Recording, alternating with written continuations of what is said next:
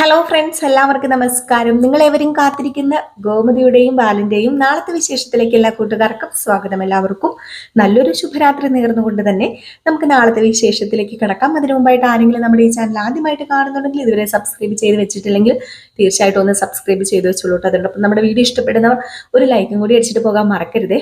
അപ്പൊ നമുക്ക് നേരെ നാളത്തെ സൂപ്പർ ഹിറ്റ് വിശേഷത്തിലേക്ക് കടക്കാം. അങ്ങനെ എൻ്റെ പൊന്നോ, ദേവീനെ കുറിച്ച് എന്തൊക്കെയാ കേൾക്കേണ്ടി വരുന്നത്. ഗോമതിക്കും മീനാക്ഷിക്കുമാണെ അത്രയ്ക്ക് സുഖിക്കുന്നുമില്ല ഇതെല്ലാം. അതായത് നമ്മുടെ ദേവീനെ പുകഴ്ത്തുന്നത് ഇങ്ങനെ കേട്ടുകൊണ്ട് നിന്നിട്ട് ഒട്ടും സഹിക്കുന്നില്ല. മാത്രമല്ല, അയാളാണെങ്കിൽ ഇതുപോലെയുള്ള സ്ത്രീകളെ വേണം സമൂഹത്തിൽ ഉണ്ടാകേണ്ടത്, ഇതുപോലെയുള്ള സ്ത്രീകളെ വാർത്തെടുക്കണം എന്നൊക്കെ പറഞ്ഞു ഭയങ്കരമായിട്ട് പുകഴ്ത്തി. അപ്പോഴത്തേക്കും തന്നെ നമ്മുടെ മീനാക്ഷി ഗോമതീനെ ഒരു നോട്ടം നോക്കുന്നത് കണ്ടു. അതായിരുന്നു ഇന്നത്തെ ലാസ്റ്റ് സീന്. ഏതായാലും ഇത് കേട്ട് കഴിഞ്ഞപ്പോഴത്തേക്കും നമ്മുടെ ബാലനോ ഇനി പറയാനുണ്ടോ? ബാലൻ പറഞ്ഞു, അതേ ഗോമതി, നീ കേട്ടോ എൻ്റെ മോളെക്കുറിച്ച് പറഞ്ഞത്? നീ കേട്ടോ? ഞാൻ കണ്ടുപിടിച്ച എൻ്റെ മരുമകള്, അവളെക്കുറിച്ച് എല്ലാവരും നല്ലത് പറയുമ്പോഴേ എനിക്കെന്തോ മനസ്സിന് വല്ലാത്ത സന്തോഷം തോന്നുക. സത്യമായിട്ട് പറയാലോ ദേവിമോളെ കടയിൽ വരാത്തതിൽ എനിക്ക് ഭയങ്കര സങ്കടം ഉണ്ടായിരുന്നു. കടയിൽ ഞാനില്ലാതെ എങ്ങനെ മുന്നോട്ടേക്ക് പോകും? ആൾക്കാർ വന്നാൽ സാധനങ്ങളൊക്കെ എടുത്തു കൊടുക്കാൻ കൃത്യനിഷ്ഠ കാണുമോ? അതുപോലെ പൈസയുടെ കാര്യങ്ങളൊക്കെ കൈകാര്യം ചെയ്യാൻ ഞാൻ ചെയ്യുന്നത് പോലെ പറ്റുമോ എന്നൊക്കെ ആകെപ്പാടെ മൊത്തത്തിൽ ഞാൻ ഡൗട്ട് അടിച്ചിരിക്കുമായിരുന്നു. പക്ഷേ എൻ്റെ മീനാക്ഷി, നീ നിൽക്കുന്ന ദേവി ചില്ലറക്കാരിയല്ലെന്ന് എനിക്ക് മനസ്സിലായി. മോളെ ദേവി, നീ ഉള്ളത് കൊണ്ട് ഇനിയിപ്പം കടയിൽ ഒരാഴ്ച വന്നില്ലെങ്കിലും എനിക്ക് ഒരു കുഴപ്പമില്ല. കാരണം നീ അതുപോലെ ഡീസൻ്റ് ആയിട്ട് എൻ്റെ ഗോമതി സ്റ്റോഴ്സ് കൊണ്ടുപോകുന്നുണ്ടെന്ന് എനിക്ക് മനസ്സിലായി. ഒരു കാര്യം ഞാൻ പറഞ്ഞേക്കാം, ഇനിയിപ്പം ആ ഗോമതി സ്റ്റോഴ്സിന്റെ എല്ലാ ചുമതലയും മോളെ ഏൽപ്പിച്ചാൽ കൊള്ളാന്ന് എനിക്കുണ്ടോ? അയ്യോ അച്ഛൻ അങ്ങനെയൊന്നും പറയരുത്. ഗോമതി സ്റ്റോഴ്സിൽ എപ്പോഴും ഈ ബാലച്ചനിരിക്കുന്ന ഗമയുണ്ടല്ലോ, അത് ഞാനിരുന്നാലൊന്നും കിട്ടത്തൊന്നുമില്ലെന്നേ.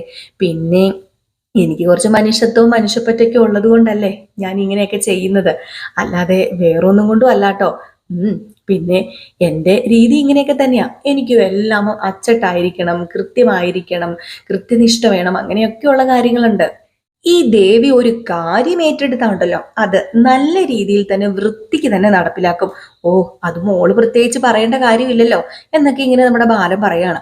അപ്പോഴത്തേക്കും മീനാക്ഷി പറഞ്ഞു, അതെ അമ്മേ, നമ്മൾ ഇനി ഇവിടെ നിന്നിട്ട് കാര്യമില്ല. വാ, നമ്മളൊക്കെ ആരുവാ, നമ്മളൊക്കെ എന്തുവാ, വാ അമ്മേ പോകാന്ന് പറഞ്ഞുകൊണ്ട് ഗോമതിനെ വിളിച്ചോണ്ട് പോവാ. ഗോമതിയാണെ ബാലനെ ഒരു നോട്ടമൊക്കെ നോക്കുന്നുണ്ട്. ഗോമതിക്ക് അത്രയ്ക്ക് ഇഷ്ടപ്പെടുന്ന ഒന്നുമില്ലേ. പക്ഷെ ഗോമതിക്ക് കുശുമ്പെടുക്കേണ്ട വല്ല കാര്യമുണ്ടോ? ഗോമതിയുടെ മരുമകളല്ലേ, അപ്പൊ പിന്നെ കുശുമ്പെടുക്കണം. പക്ഷെ ഗോമതി കുശുമ്പെടുക്കുന്നത് കണ്ടാൽ സത്യം പറഞ്ഞിട്ടുണ്ടെങ്കിൽ നമ്മൾ ഓർക്കും എന്തോ അവിഹിതമാണെന്ന് നമ്മുടെ ദേവിയും ബാലനും തമ്മിലുള്ളത്. സത്യമായിട്ടും അങ്ങനെ ചിലവർ ഇങ്ങനെ കമന്റ് ചെയ്തിട്ടുണ്ട്, അതുകൊണ്ടാട്ടോ ഞാൻ പറഞ്ഞത്. അപ്പൊ അങ്ങനെ നമ്മുടെ ഗോമതി മീനാക്ഷി അകത്ത് കയറിപ്പോയി. അങ്ങനെ നമ്മുടെ ഗോമതി കിച്ചണിലേക്കാട്ടോ പോയത്. അപ്പൊ നമ്മുടെ ഗോമതി പറഞ്ഞു, മോളെ മീനാക്ഷി, ഒന്നാതേ എനിക്ക് തലയ്ക്ക് ഭ്രാന്ത് പിടിച്ചിരിക്കുകയായിരുന്നു. എങ്ങനെയെങ്കിലും ദേവീനെ ആ കടയിൽ നിന്ന് ഒഴിവാക്കാൻ വേണ്ടി ഇരുന്നതാ. അപ്പോഴത്തേക്കും കണ്ടില്ലേ ഓരോരുത്തവന്മാര് കയറി വരുന്നത്. ഇനിയിപ്പം ദേവീനെ സ്ഥിരം അവിടെ ആക്കാനും ചാൻസ് ഉണ്ട്. സ്ഥിരമാക്കാൻ ചാൻസ് ഉണ്ട്. അതെ, ഞാനൊരു കാര്യം പറയാം. ഇന്ന് വേറൊരു സംഭവം ഗോമതി സ്റ്റോഴ്സിൽ നടന്നത് അറിഞ്ഞായിരുന്നോ? അതറിഞ്ഞു കഴിഞ്ഞാൽ ഇതെല്ലാവർക്കും ഇവിടെ സംഭവിക്കാൻ പോകുന്നത്. അല്ല, ഗോമതി സ്റ്റോഴ്സിൽ എന്താ മോളെ നടന്നത്? എൻ്റെ അച്ഛൻ ഇന്ന് ഗോമതി സ്റ്റോഴ്സിൽ വന്നായിരുന്നു. മോളുടെ അച്ഛൻ വന്നായിരുന്നോ? എന്നിട്ട് അദ്ദേഹം എന്തിനാ അങ്ങോട്ടേക്ക് വന്നത്? എന്തിനാ ചെല്ലുന്നത്? ആകാശനെ കാണാൻ വേണ്ടി. എന്നിട്ട് ആകാശനെ കാണാനും പറ്റിയില്ല. സത്യം പറഞ്ഞു കഴിഞ്ഞാൽ ചിലവരുടെ വായിലിരിക്കുന്നത് അതേപടി കേൾക്കേണ്ടിയും വന്നു. എന്ത്? ആരുടെ വായിലിരിക്കുന്നത്? ഇപ്പം പുകഴ്ത്തുന്നുണ്ടല്ലോ, വാനോളം പുകഴ്ത്തുന്നുണ്ടല്ലോ. എൻ്റെ ഏടത്തി അല്ലല്ലോ, ഇപ്പം ഗോമതി സ്റ്റോറിലെ മുതലാളിയാണല്ലോ. ദേവിയേടത്ത് തന്നെയാ എൻ്റെ അച്ഛനെ അവിടെ നിന്ന് ആട്ടിപ്പായിച്ചത്. മോളുടെ അച്ഛനെ ആട്ടിപ്പായിച്ചെന്നോ? ദേവിയോ? ദേവിയേടത്തി തന്നെയാ. പാവം എൻ്റെ അച്ഛൻ ആകാശനെ കാണാൻ വേണ്ടിയാ അവിടെ വന്നത്, എന്തൊക്കെയോ സംസാരിക്കാൻ വേണ്ടി. പോട്ടെ, ആകാശനെ കാണിക്കണ്ട, എങ്കിലും മാന്യം മര്യാദയായിട്ട് എന്തെങ്കിലും ഒന്ന് സംസാരിക്കണ്ടേ? ഇതെന്താ പറഞ്ഞതെന്നറിയാമോ? അവിടെ നിൽക്കാൻ പാടില്ല, അവിടെ നിന്ന് ഇറങ്ങി പോണം അത്രേ. അപ്പൊ തന്നെ കടയിൽ നിന്ന് ഇറങ്ങി പോണം. കടയില് അന്യരല്ലാതെ വേറെ ആരും, കടയിലെ ആൾക്കാരല്ലാതെ വേറെ ആരും കച്ചവട സമയത്ത് വരുന്നത് ഇഷ്ടമല്ല.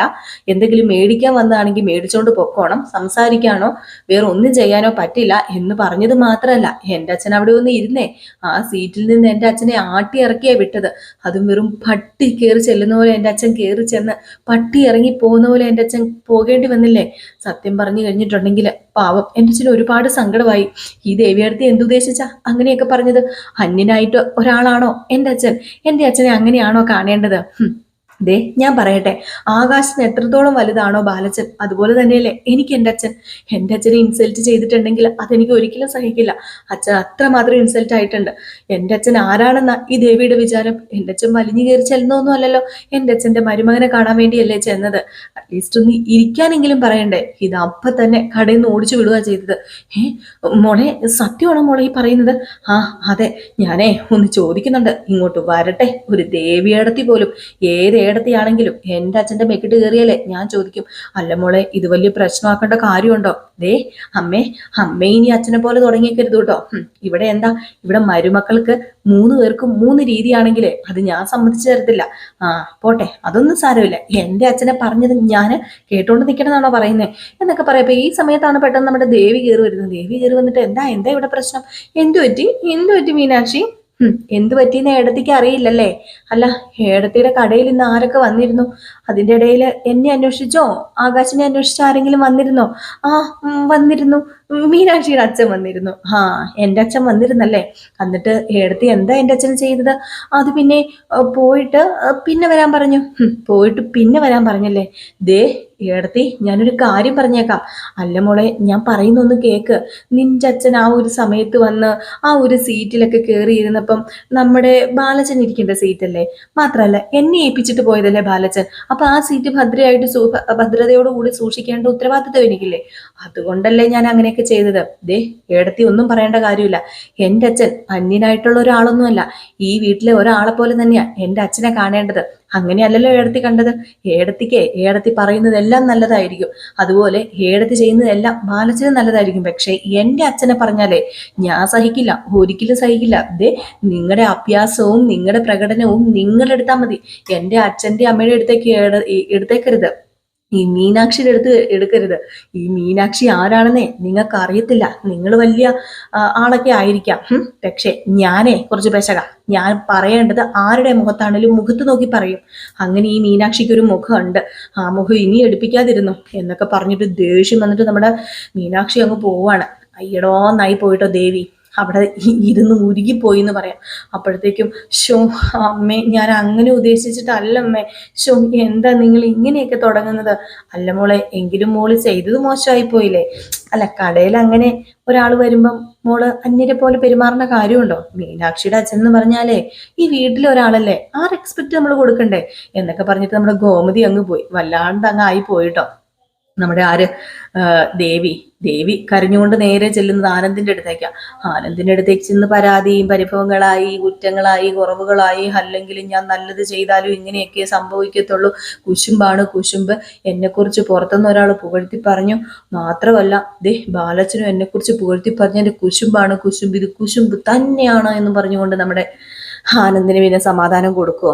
ആകാശാണെങ്കിൽ മീനാക്ഷിക്കും സമാധാനം കൊടുക്കുന്നത്. മീനാക്ഷി ആകാശിനെ ഒരു തരത്തിൽ പറഞ്ഞ് മനസ്സിലാക്കാൻ ശ്രമിക്കുന്നുണ്ട്, പോട്ടെ സാരമില്ലെന്ന്. ആകാശാണെങ്കിൽ അമ്പിലും മില്ലിലും അടുക്കുന്നില്ല കേട്ടോ. ഇതിനോടൊപ്പം തന്നെ നമ്മുടെ മിത്രയുടെയും ആര്യന്റെയും കാര്യത്തിന് ഏകദേശം ഒരു തീരുമാനം ആകാറായിട്ടുണ്ട്. അപ്പൊ ഇതെല്ലാം കൂടെ കോർത്തിണക്കിക്കൊണ്ട് ഒരു അടിപൊളി വിശേഷമാണ് നാളെ നമ്മൾ കാണാൻ പോകുന്നത്. അപ്പൊ മിസ് ചെയ്ത് കളയരുതാരും. നാളെ എല്ലാവരും കാണണം. അപ്പൊ എല്ലാവർക്കും വീണ്ടും നല്ലൊരു ശുഭരാത്രി നേർന്നുകൊണ്ട് നിർത്തുകയാണ്. അപ്പൊ ഇനി അടുത്തൊരു അടിപൊളി വീഡിയോ ആയിട്ട് കാണുന്നവരെല്ലാവരും കാത്തിരിക്കുക.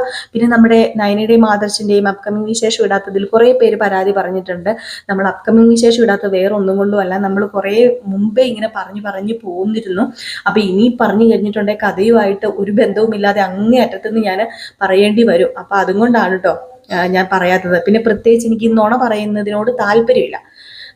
ചിലർ നുണക്കഥ ഇങ്ങനെ പറഞ്ഞിടും അപ്കമിങ് വിശേഷം. അങ്ങനെ വേണമെങ്കിൽ നമുക്കും പറഞ്ഞിടാം, എനിക്ക് വേണമെങ്കിൽ റീച്ച് ഉണ്ടാക്കാം. പക്ഷെ ഞാൻ നിങ്ങളുമായിട്ട് മുഖാമുഖം ഡയറക്റ്റ് ഞാൻ നിങ്ങളോട് വീഡിയോയിൽ ഇങ്ങനെ വന്ന് സംസാരിക്കുന്നതാണ്. ജസ്റ്റ് ഒരാൾ എന്നെ മിക്കവാറും എൻ്റെ സബ്സ്ക്രൈബേഴ്സ് ആരെങ്കിലും കണ്ടിട്ടുണ്ടെങ്കിൽ ഞാൻ ഇങ്ങനെ കിടന്ന് നുണ പറഞ്ഞു കഴിഞ്ഞിട്ടുണ്ട്. ചിലവർ പറയുന്ന നുണ കേട്ട് കഴിഞ്ഞിട്ടുണ്ട് എൻ്റെ പൊന്നു അതുപോലത്തെ നുണയെ പറയുന്നത്. അപ്പൊ അതുപോലെയൊക്കെ ഞാൻ വന്ന് പറഞ്ഞ് സത്യമായിട്ട് എനിക്ക് അങ്ങോട്ട് ദഹിക്കില്ല. അതുകൊണ്ടാണ് കേട്ടോ. കാരണം അങ്ങനെ നുണ പറഞ്ഞിട്ട് റീച്ച് കിട്ടേണ്ട കാര്യം എനിക്കില്ല. നമുക്ക് പ്രമോയ്ക്ക് വേണമെങ്കിൽ അത്യാവശ്യം നടക്കാൻ പോകുന്ന കാര്യങ്ങൾ പറയാം, അല്ലാതെ നുണയായിട്ട് പറയേണ്ട കാര്യമില്ലല്ലോ. അതിന്റെ കാര്യമുണ്ടോ? ഇല്ലല്ലോ. അപ്പൊ അതുകൊണ്ടാണ് ഞാൻ ഒത്തിരി അങ്ങോട്ടായി പോയി കിടക്കുകയാണ്. അപ്പൊ ഇനിയിപ്പം നമുക്ക് കിട്ടിയാലല്ലേ, ന്യൂ അപ്ഡേഷൻ കിട്ടിയാലല്ലേ നമുക്ക് പറയാൻ പറ്റത്തുള്ളൂ. അപ്പൊ അതുകൊണ്ടാട്ടോ ഞാൻ പറയാത്തത്. അപ്പം അപ്ഡേഷനൊക്കെ കിട്ടുകയാണെങ്കിൽ ഞാൻ നിങ്ങളെ അറിയിക്കാനായിട്ട് വരാട്ടോ. അപ്പൊ എല്ലാവർക്കും ടാറ്റാ ബൈ ബൈ. ലൈക്ക് അടിച്ചിട്ട് പോകാൻ മറക്കരുതേ.